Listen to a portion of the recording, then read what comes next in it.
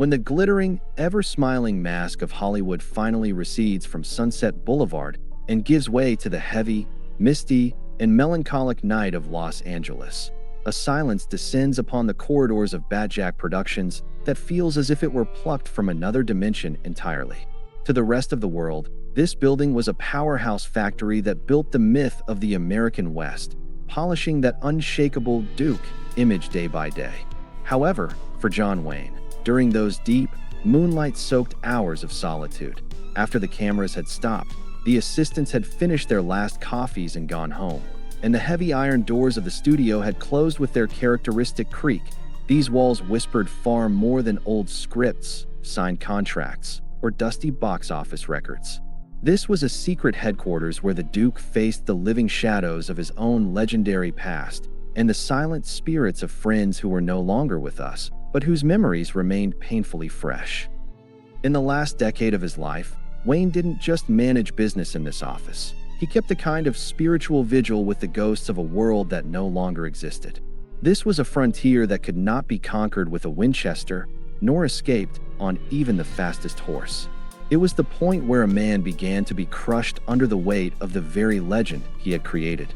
The famous study within the Batjac office was not just an ordinary executive suite where big-budget contracts were signed or expensive cigars were smoked in clouds of haze.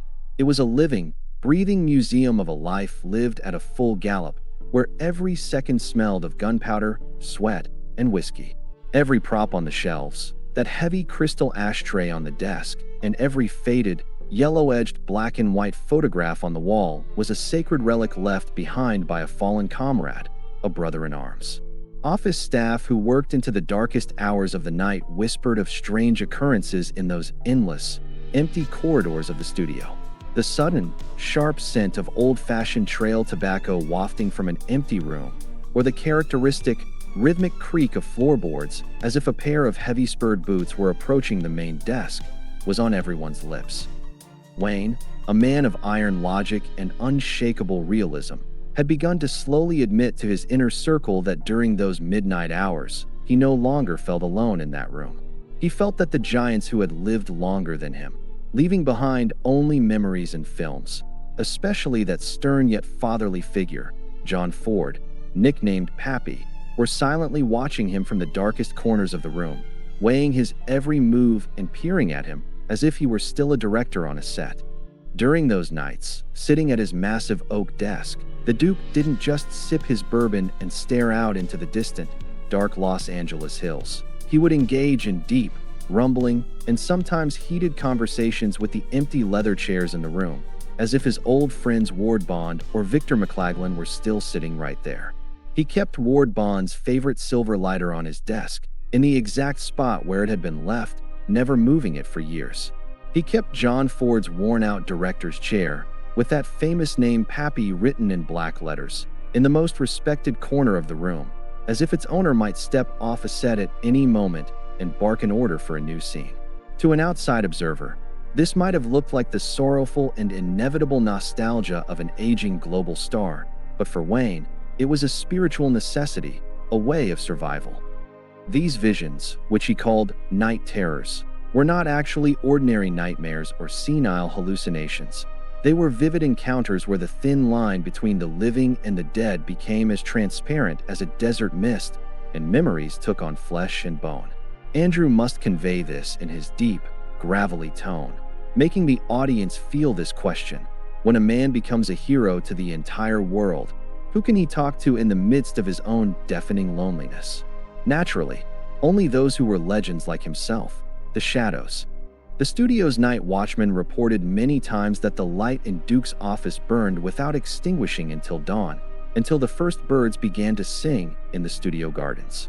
When they heard that unique, deep, and cheerful laugh echoing through the corridors, or sometimes that booming voice rising as if arguing over a scene's filming, those who dared to peek inside would find Wayne entirely alone in that smoke-filled room.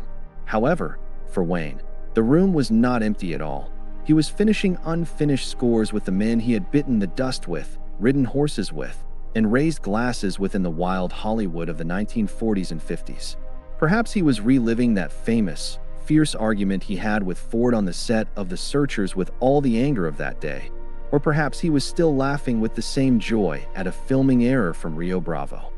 This was not merely an act of refreshing memories. It was a strange and metaphysical reality where cinematic mythology merged with the spiritual world.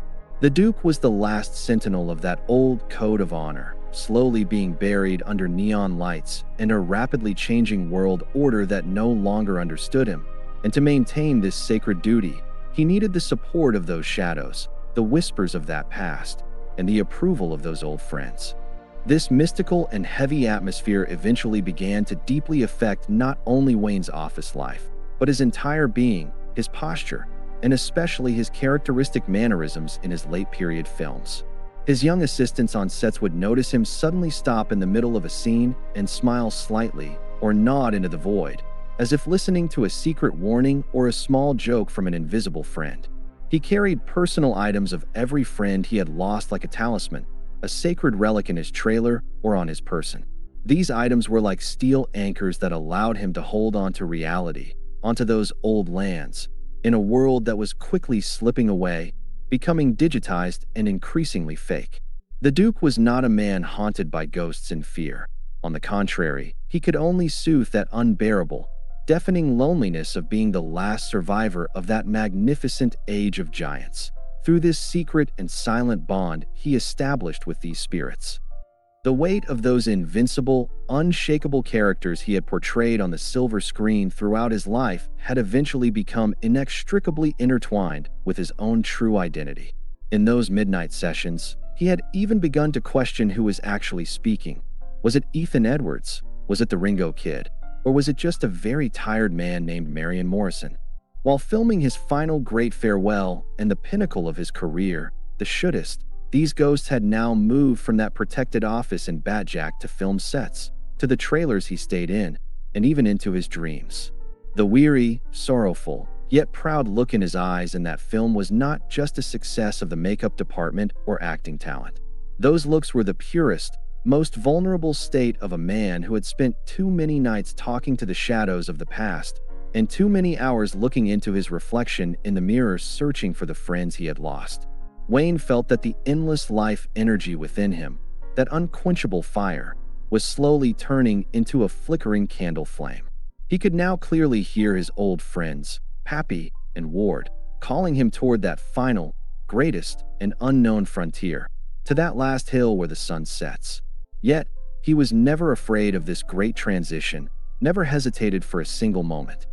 For him, death was just another journey toward the horizon, dusty but peaceful, a journey to that eternal west, to where he truly belonged, where Ford, Bond, and the rest of the crew were waiting for him with a fresh horse, a cold drink, and a new script. In the quiet and now completely peaceful corridors of Batjac, Duke finally made peace with all his shadows. He proved to the whole world once again that the true strength of a legend lies in how he embraces not only his enemies, but also those massive ghosts in his own soul with great dignity. When the cinematic curtain finally closed for him, all that remained was the faint sound of spurs echoing in that empty office and a giant's final, triumphant, and serene smile just before his eternal rest.